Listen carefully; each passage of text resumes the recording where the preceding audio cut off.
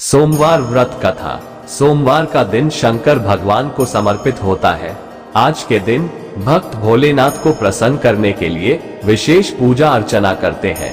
कुछ लोग आज के दिन व्रत भी रखते हैं ताकि शिव की विशेष कृपा प्राप्त की जा सके।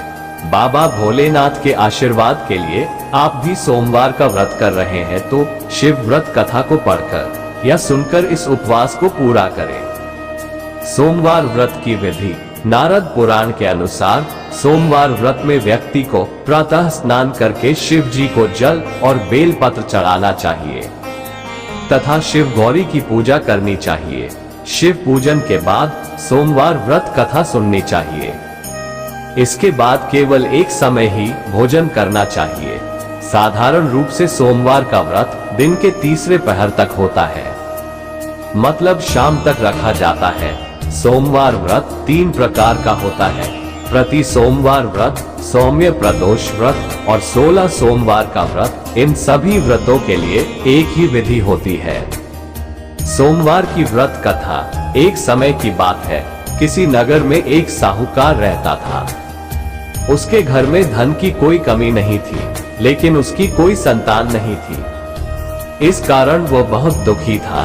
पुत्र प्राप्ति के लिए वह प्रत्येक सोमवार व्रत रखता था और पूरी श्रद्धा के साथ शिव मंदिर जाकर भगवान शिव और पार्वती जी की पूजा करता था।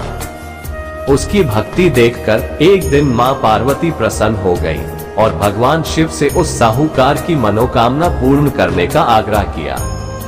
पार्वती जी की इच्छा सुनकर भगवान शिव ने कहा कि हे पार्वती, इस संसार में हर प्राणी को उसके कर्मों का फल मिलता है और जिसके भाग्य में जो हो उसे भोगना ही पड़ता है। लेकिन पार्वती जी ने साहूकार की भक्ति का मान रखने के लिए उसकी मनोकामना पूर्ण करने की इच्छा जताई।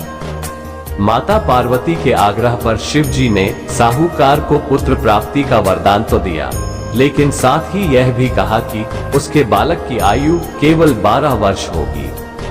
माता पार्वती और भगवान शिव की बातचीत को साहूकार सुन रहा था। उसे ना तो इस बात की खुशी थी और ना ही दुख। वह पहले की भांति शिव जी की पूजा करता रहा।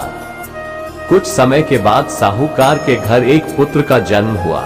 जब वह बालक 11 वर्ष का हुआ तो उसे पढ़ने के लिए काशी भेज दिया गया। साहूकार ने पुत्र के मामा को बुलाकर उसे बहुत सारा धन दिया और कहा कि तुम इस बालक को काशी विद्या प्राप्ति के लिए ले जाओ और मार्ग में यज्ञ कराना। जहाँ भी यज्ञ कराओ वहाँ ब्राह्मणों को भोजन कराते और दक्षिणा देते हुए जाना। दोनों मामा भांजे इसी तरह यज्ञ कराते और ब्राह्मणों को दान दक्षिणा देते काशी की ओर चल पड़े। रास्ते में एक नगर पड़ा जहाँ नगर के राजा की कन्या का विवाह था, लेकिन जिस राजकुमार से उसका विवाह होने वाला था वो एक आंख से काना था। राजकुमार के पिता ने अपने पुत्र के काना होने की बात को छुपाने के लिए एक चाल सोची। साहूकार के पुत्र को देखकर उसके मन में एक विचार आया।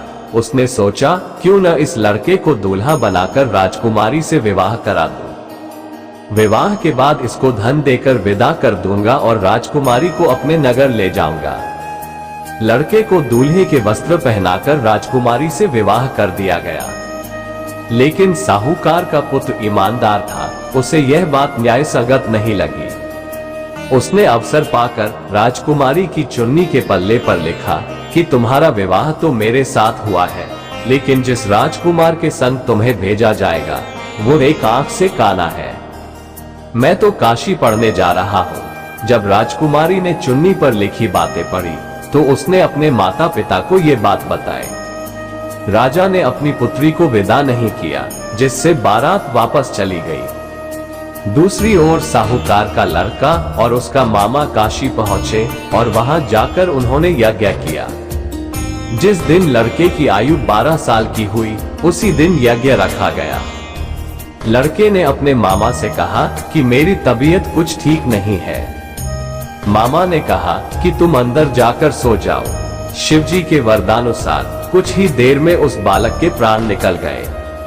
मृत भांजे को देख उसके मामा ने विलाप शुरू किया। संयोगवश उसी समय शिव जी और माता पार्वती उधर से जा रहे थे। पार्वती ने भगवान से कहा, स्वामी, मुझे इसके रोने के स्वर सहन नहीं हो रहा।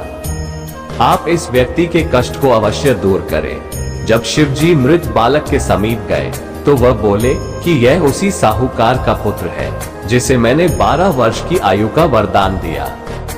अब इसकी आयु पूरी हो चुकी है। लेकिन मातृभाव से विभोर माता पार्वती ने कहा कि हे महादेव, आप इस बालक को और आयु देने की कृपा करें, अन्यथा इसके वियोग में इसके माता पिता भी तड़प तड़प कर मर जाएंगे। माता पार्वती के आग्रह पर भगवान शिव ने उस लड़के को जीवित होने का वरदान दिया। शिव जी की कृपा से वो लड़का जीवित हो गया। शिक्षा समाप्त करके लड़का मामा के साथ अपने नगर की ओर चल दिया। दोनों चलते हुए उसी नगर में पहुंचे जहां उसका विवाह हुआ था। उस नगर में भी उन्होंने यज्ञ का आयोजन किया। उस लड़के के ससुर ने उसे पहचान लिया और महल में ले जाकर उसकी खातिरदारी की और अपनी पुत्री को विदा किया। इधर साहूकार और उसकी पत्नी भूखे प्यासे रहकर बेटे की प्रतीक्षा कर रहे थे। उन्होंने प्रण कर रखा था कि यदि उन्हें अपने बेटे की मृत्यु का समाचार मिला तो वह भी प्राण त्याग देंगे, परंतु अपने बेटे के जीवित होने का समाचार पाकर वह बेहद प्रसन्न हुए। उसी रात भगवान शिव ने व्यापारी के स्वप्न में आकर कहा, हे श्रेष्ठी, मैंने तेरे सोमवार के व्रत करने से प्रसन्न होकर तेरे पुत्र को लंबी आयु प्रदान की है। इसी प्रकार जो कोई सोमवार व्रत करता है या कथा सुनता और पढ़ता है, उसके सभी दुख दूर होते हैं और समस्त मनोकामनाएं पूर्ण होती है। जय भोलेनाथ, जय शिव शंभू। ऐसी ही पौराणिक कथाओं और मान्यताओं को जानने के लिए हमारे चैनल को सब्सक्राइब जरूर करें। धन्यवाद।